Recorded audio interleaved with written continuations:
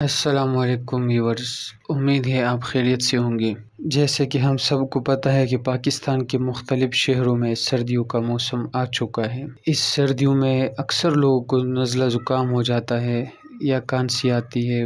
کثرت سے چھینکوں کا آنا بھی اس موسم کا خاص پہچان ہے، اور اسی طرح گلے کا خراش، سوجن یا سانس کی تکلیف، دم وغیرہ اکثر عوام اس سے متاثر ہو جاتی ہے۔ تو اس موسم کے لحاظ سے انشاءاللہ آج میں آپ کو ایک زبردست نسخہ شیئر کرنے لگا ہوں۔ یہ نسخہ ایک بہترین اینٹی الرجی اور اینٹی وائرل خصوصیات کا حامل نسخہ ہے، اور دوسری بات یہ ہے کہ یہ بنانا بھی بالکل آسان ہے۔ تو سب سے پہلے جو ہے نا، اس کے اگر ہم ترکیب کی بات کریں تو دو چیزیں ہم اس نسخے میں استعمال کریں گے، ایک میتھی دانہ اور دوسرے نمبر پر شہد۔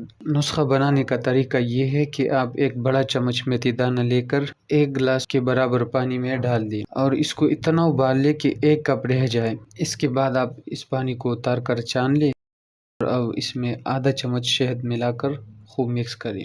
تو یہ آپ کا نسخہ تیار ہے۔ یہ عمل آپ دن میں 2 دفعہ کر لیا کریں، صبح اور شام ایک ایک کپ پی لیا کریں۔ فوائد اس کی یہ ہے کہ اس کے اگر آپ یہ 10-15 دن استعمال کرتے ہیں ریگولرلی، اس میں ناغہ وغیرہ آپ نہیں کرتے ہیں، تو انشاءاللہ اللہ کے فضل سے آپ کا نزلہ زکام، یا اگر آپ کو بہت زیادہ چھینکیں آتی ہے، یا آپ کو ڈسٹ الرجی ہے، یا آپ کو سانس کی تکالیف ہے، دمہ ہے، تو اللہ کے فضل سے انشاءاللہ آپ کو اس سے آرام آئے گا۔ اس کے ساتھ ساتھ کیونکہ یہ نسخہ میتھی دانہ، اس کا مزاج بھی گرم خشک ہے، اور شہد کا بھی مزاج گرم خشک ہے، دونوں گرم چیزیں ہیں۔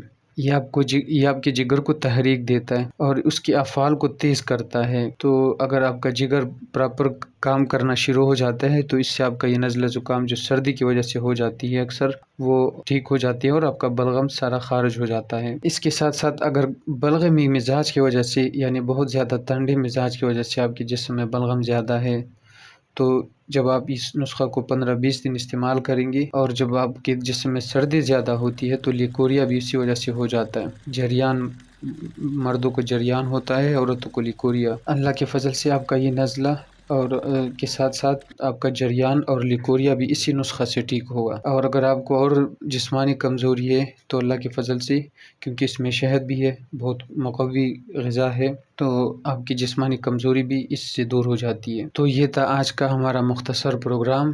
امید ہے آپ لوگوں کو یہ پسند آیا ہوگا۔ یہ سلسلہ انشاءاللہ ہم جاری رکھیں گے۔ آپ ہمارا چینل سبسکرائب کریں تاکہ کوئی ویڈیو آپ سے مس نہ ہو جائے۔ السلام علیکم۔